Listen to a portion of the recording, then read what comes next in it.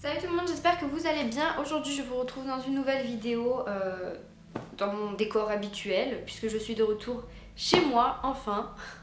Il n'y a pas si longtemps que ça, sur Instagram je vous ai posté cette photo que je vous mettrai juste ici. Si vous ne me suivez pas sur Instagram, je vous mettrai juste sur la vidéo et en barre d'infos. Donc n'hésite pas à me suivre, je poste souvent.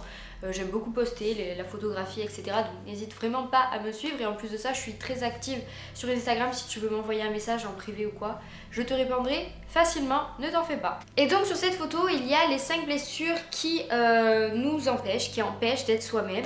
De Lise Bourbeau, que j'ai lu en début d'année et que j'ai complètement adoré, qui m'a complètement bouleversée. C'est un livre de développement personnel, c'est mon premier et ça ne sera certainement pas mon dernier parce que j'ai encore envie de continuer tellement que j'aime lire ce genre de livre en fait, tout simplement. Pour commencer, je vais vous expliquer les raisons qui m'ont donné tout simplement envie de lire ce livre. C'est une personne qui me suit sur YouTube qui m'a proposé, qui m'a recommandé ce livre.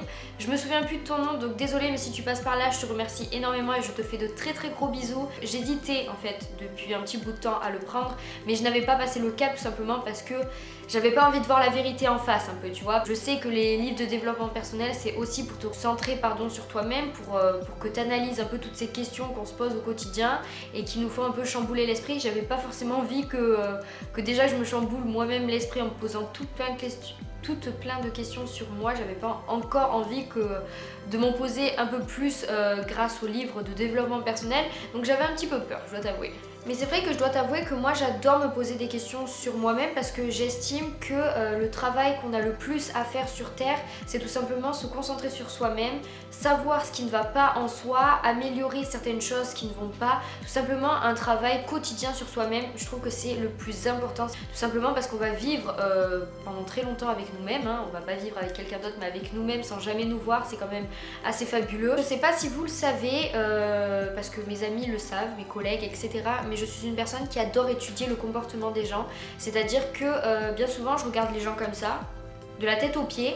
On pourrait croire que c'est arrogant, c'est juste que j'aime étudier les gens, j'aime regarder les gens, je prends tout le temps un plaisir à regarder des gens. C'est vrai qu'il m'arrive par exemple dans la rue de m'asseoir sur un banc et d'étudier le comportement des gens, c'est quelque chose que j'adore vraiment. J'aurais peut-être dû faire psy, mais non, je suis en licence de design.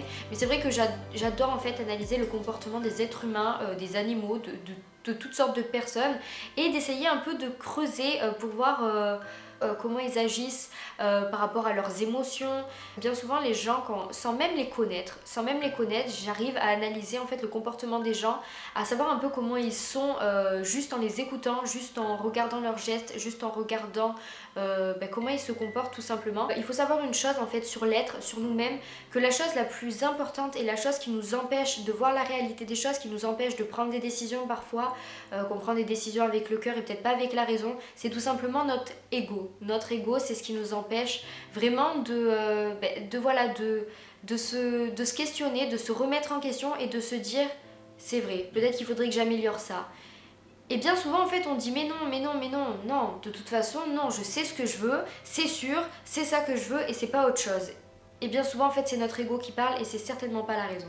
Alors les 5 blessures qui nous empêchent d'être soi-même, pardon, de Lise Bourbeau, ça parle de quoi? C'est tout simplement des petits chapitres, donc il me semble qu'il y a 7 chapitres au total, un chapitre de présentation, puis 5 chapitres qui en fait retracent dans chaque chapitre les blessures et les masques. Donc je vous expliquerai quelles sont les blessures et quels sont les masques sans vous spoiler bien évidemment. Et puis un dernier chapitre qui serait un chapitre justement pour guérir ces 5 blessures. Je vous en parlerai de ce dernier chapitre parce que c'est le chapitre en fait qui m'a fait un peu décevoir de ce livre. Je vous en parlerai en fin de vidéo et j'ai vu des avis aussi lecture parce que je cherche un peu sur internet aussi. Quand je finis un livre, j'aime bien me renseigner aussi pour savoir quels sont les avis des autres personnes ou de mes amis s'ils ont lu ce livre et c'est vrai que je n'ai pas été la seule à me questionner en fait et à avoir un peu un avis négatif sur ce dernier chapitre, donc je vous en parlerai bien évidemment. Ici, Lise Bourbeau va nous expliquer les 5 blessures qui empêchent d'être soi-même, que tout le monde vit ou vivra au quotidien ou a déjà vécu. Ces 5 blessures, elles sont fondamentales à l'être humain, c'est-à-dire que par exemple, toi qui me regardes, tu as forcément une de ces blessures, tu en as forcément 2, 3, mais tu en as forcément une ou tu en auras forcément une au cours de ta vie. Donc ces 5 blessures sont tout simplement le rejet, l'abandon, l'humiliation, la trahison et l'injustice. C'est des blessures qu'en fait on va forcément traverser au quotidien, à un moment de sa vie et qui vont nous empêcher en fait d'avancer peut-être dans la vie, et justement notre ego va nous dire de toute façon t'es comme ça, tu ne peux pas changer. Alors que bien sûr que si. Si par exemple tu as la blessure du rejet, tu vas simplement mettre le masque du fuyant. C'est-à-dire que tu vas vouloir rejeter tellement les choses que tu vas tout simplement fuir. C'est-à-dire que tu ne vas pas vouloir affronter les choses. Quand tu as par exemple la blessure de l'abandon, tu vas tout simplement mettre le masque du dépendant. Quand tu as la blessure de l'humiliation, tu vas tout simplement mettre le masque du masochiste. Je t'en parlerai. Quand tu as la blessure de la trahison, tu vas tout simplement mettre le masque du contrôlant. Et quand tu as la blessure de l'injustice, tu vas vouloir mettre le masque du rigide. Ça m'a énormément apporté sur moi-même parce que je sais actuellement quelle blessure j'ai. J'ai 2 blessures que je vais t'en parler. Je vais te parler de quelle blessure j'ai sans rentrer dans les détails. Mais j'ai tout simplement la blessure de l'abandon et la blessure de la trahison. C'est-à-dire que moi, je suis une personne très dépendante, voilà. J'arrive à être indépendante dans ma vie, mais c'est-à-dire que j'ai besoin des gens autour de moi, j'ai besoin qu'on me dise Célia, tu ferais mieux de faire ci, Célia, tu es comme ça, ce serait bien que tu sois comme ça. Pas forcément qu'on me change, mais j'ai besoin quotidiennement qu'on me complimente en fait. Pas forcément sur mon physique, hein. Je ne demande pas qu'on me complimente H24, tu es belle, nanani, nanana. Mais c'est vrai que j'aime qu'on me complimente sur mes travaux, qu'on me dise Célia, c'est bien ce que tu as fait, qu'on me dise par exemple Célia, tu as pris une bonne décision. Voilà, ça me booste au quotidien et c'est vrai que j'ai tout le temps besoin de m'accrocher en fait aux personnes et aux personnes surtout qui me complimentent. Et c'est incroyable ça parce que en fait cette blessure elle existe en moi depuis tellement longtemps, depuis l'adolescence en fait, depuis oui la préadolescence parce que maintenant je suis une adulte malheureusement, mais c'est vrai que cette blessure en fait je l'ai depuis très longtemps et je me rends compte maintenant, enfin quand j'ai lu ce livre, et je le relirai parce que c'est un livre qu'on ne lit pas qu'une seule fois bien évidemment. La blessure de la trahison c'est tout simplement quand je mets le masque du contrôlant, c'est-à-dire que mine de rien je suis dépendant mais je suis également contrôlant. C'est bizarre mais parfois en fait les masques peuvent se rejoindre mais pas pour la même raison. Par exemple là dans cette blessure, la blessure de la trahison, j'ai le masque du contrôlant, c'est-à-dire que ma vie est H24 contrôlée. Je contrôle tout le temps ma vie, c'est-à-dire que j'ai besoin en fait d'avoir la conscience claire, de tout le temps pouvoir me contrôler moi-même et pas que quelqu'un me contrôle. J'ai déjà fait une vidéo sur le bonheur. Ton bonheur dépend-il d'une autre personne que de toi-même, que je te mettrai en barre d'infos, qui tout simplement retraçait tout simplement le bonheur, et que le bonheur ne peut dépendre que de toi, et que si au bout d'un moment elle dépend d'une autre personne, et que si cette emprise sur toi, que si cette personne a une emprise sur toi et que ton bonheur n'y est pas, quoi, que tu es quotidiennement mal, c'est qu'à ce moment-là tu ne dépends même plus de toi-même mais qu'une personne dépend de toi. Et moi j'ai besoin en fait de tout le temps contrôler ma vie depuis un petit peu de temps maintenant, depuis une histoire qui s'est passée dans ma vie. Donc forcément cette blessure est plus récente que la blessure de l'abandon que ça fait longtemps que je me trimballe avec moi, derrière moi, c'est un petit boulet en fait.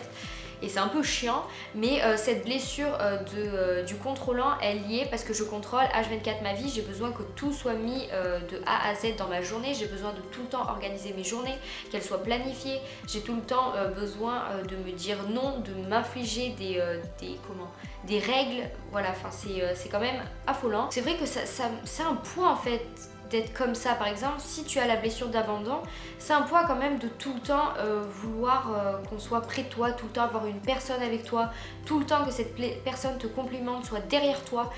Et au bout d'un moment c'est un fardeau quand même, parce que ça veut dire que tu ne peux pas réellement être seule et te contenter de toi-même, et c'est quand même dingue. Donc l'ego en fait t'empêche de voir ça et justement te dit de toute façon si je suis comme ça c'est que je suis comme ça et je ne changerai pas. Ce livre nous permet tout simplement d'être dans un processus d'acceptation, c'est pas un processus de changement, c'est se dire c'est vrai, je suis comme ça. Tu en apprends également sur les autres. Comme j'ai dit précédemment, je suis une personne qui adore analyser les personnes, analyser le comportement des personnes, et ça m'a énormément fait apprendre sur les autres. J'étais avant une personne du genre à dire putain c'est vrai qu'elle a ce sale défaut, ça me saoule. Elle m'énerve en fait cette personne, juste parce qu'elle a ce défaut. Et c'est complètement con parce que je suis une personne aussi avec des défauts et des qualités, et d'avoir cette... comment vous dire, d'avoir cet avis, d'avoir cette opinion. Je trouve ça juste absolument mais puéril, mais d'un point, mais n'importe quoi. Et heureusement que j'ai changé d'ailleurs. Mais c'est vrai que ce livre nous permet en fait d'accepter les défauts des personnes. J'ai réussi à voir en fait le comportement, les blessures de mes amis en fait dans ce livre. Et c'est vrai qu'en fait je les découvre d'une autre manière maintenant et que je me dis bah, c'est vrai qu'elle a ses défauts et alors. Je suis également dans l'acceptation de mes défauts. Je suis également dans le processus d'acceptation de mes blessures. Pourquoi pas être dans le processus d'acceptation des blessures des autres sans même que ces personnes les savent. Et du coup ce qui est intéressant en fait là-dedans, c'est qu'on peut leur dire justement lis ce livre, regarde ta blessure, analyse-toi et tu verras de quoi je parle, tu verras quel masque tu t'infliges au quotidien et je t'assure que ça ira mieux après quand tu seras dans le processus d'acceptation. Ce livre il m'a fait aussi me sentir un peu tristounette, voilà. C'est vrai que ce livre il est relativement triste dans le sens où Lise Bourbeau nous dit clairement que les parents sont un peu la cause de ce qui se passe et notamment le parent du sexe opposé. Je me dis, en fait plus tard j'aimerais ne pas être comme ça, j'aimerais que mes enfants ne ressentent pas cette blessure parce que j'ai pas envie d'être la cause de leur blessure tout simplement, et même si j'ai encore que 19 ans et que je ne suis pas prête à être maman, ne vous inquiétez pas. Mais voilà en fait je me dis tout simplement, j'ai pas envie d'être comme ça, j'ai pas envie qu'ils aient ces blessures à cause de moi. À la page 18, on apprend tout simplement comment la crise d'enfance et la crise d'adolescence, à partir de quoi elle arrive. Je vais juste vous lire ce passage. Cependant, peu après notre naissance, nous nous apercevons que lorsque nous osons être nous-mêmes, cela dérange le monde des adultes ou celui de nos proches. Nous en déduisons qu'être naturel n'est pas bien, n'est pas correct. Cette découverte est douloureuse et provoque surtout chez l'enfant des crises de colère. Celles-ci deviennent tellement fréquentes que nous venons à croire qu'elles sont normales, on les appelle les crises d'enfance ou les crises d'adolescence. Et donc en fait cette crise d'enfance, cette crise d'adolescence est tout simplement liée à la frustration qui nous empêche d'être nous-mêmes parce qu'on se dit putain c'est vrai, maman, papa ils m'engueulent tout le temps parce que je suis comme ça. À ce moment-là vous dites putain merde je peux pas être moi-même quoi, bordel. Et du coup la frustration est liée à l'ego, c'est-à-dire que on va être frustré, du coup notre ego va prendre le dessus et c'est à ce moment-là qu'il va avoir la résignation de la blessure. On va créer cette blessure en fait en nous et on va se dire bah d'accord, bah, je me sens rejetée. Donc on va éprouver la blessure du rejet. Et donc c'est à ce moment-là qu'on va adopter une personnalité, qu'on va adopter le masque et qu'on va se dire bah écoutez, je mets ce masque tout simplement parce que bah, on m'accepte pas comme je suis, alors je vais être comme ça. Et en fait l'ego va tout simplement prendre cette place, prendre ce masque et dire de toute façon tu es comme ça, tu ne changeras pas. Or vous savez très bien qu'il faut juste enlever le masque et aller mieux, sauf que juste c'est un peu plus compliqué que ça. On peut voir aussi des petites illustrations qui indiquent en fait le physique d'une telle blessure. Par exemple ici nous avons le physique du dépendant. Donc par exemple le physique du dépendant, on peut voir que il est... En fait, moi je le vois un peu comme le petit canard, vous voyez, le petit canard qui suit les autres frères, le vilain petit canard du coup, qui est vraiment comme ça et qui en fait a cette silhouette et qui suit en fait son maître en fait, j'ai envie de dire ça comme ça, et du coup qui est tout le temps derrière lui. Donc c'est vrai que moi j'ai remarqué que j'avais souvent en fait les épaules très en avant en fait et qu'il fallait que je les sorte un peu plus. C'est vrai que je suis tout le temps courbée, malgré que j'ai toujours la tête en avant, hein. C'est vrai que les dépendants à la tête baissée qui regardent à terre, moi j'ai souvent la tête en fait justement relevée quand je marche, j'essaye de me tenir droite, mais c'est surtout quelque chose que j'ai appris à faire en moi. Mais sinon avant oui j'étais souvent comme ça, j'étais souvent renfermée sur moi-même et c'est exactement les caractéristiques du dépendant. Mais aussi, on en apprend par exemple sur le dépendant, on arrive à voir notamment son vocabulaire. Le vocabulaire du dépendant dit souvent absent, seul, je ne supporte pas, je me fais bouffer, on ne me lâche pas. Je l'ai lu en très peu de temps. J'arrivais plus à m'arrêter parce que j'avais envie de me connaître moi-même, j'avais envie de savoir quelles sont mes blessures, mais j'avais aussi envie de savoir les blessures des autres. Parfois je disais putain mais c'est vrai que c'est tellement elle en fait. Enfin, elle paraît tellement comme ça, ce livre est fait pour elle, il faut absolument qu'elle le lise. Et en fait, je le recommande vraiment à toutes mes amies, donc c'est tous mes potes même, si mes potes passent par là, je vous le recommande, mais à 100%, vraiment, tout le monde devrait lire ce livre. S'il y a quelque chose que je ne supporte pas et que je ne supporte pas quand j'ouvre un livre à quelqu'un ou quand je vais à la bibliothèque et que j'ouvre et que je vois ça, c'est les annotations dans les livres. Je comprends pas comment les gens peuvent surligner comment les gens peuvent écrire juste à la main, même au crayon, hein, dans les livres, ou les livres au cornet, les livres, enfin bref, les personnes qui ne prennent pas vraiment soin de leurs livres. Et pourtant, dans ce livre, j'ai voulu annoter, j'ai voulu mettre des post-it, j'ai voulu surligner, j'ai voulu tout simplement prendre mon crayon gris.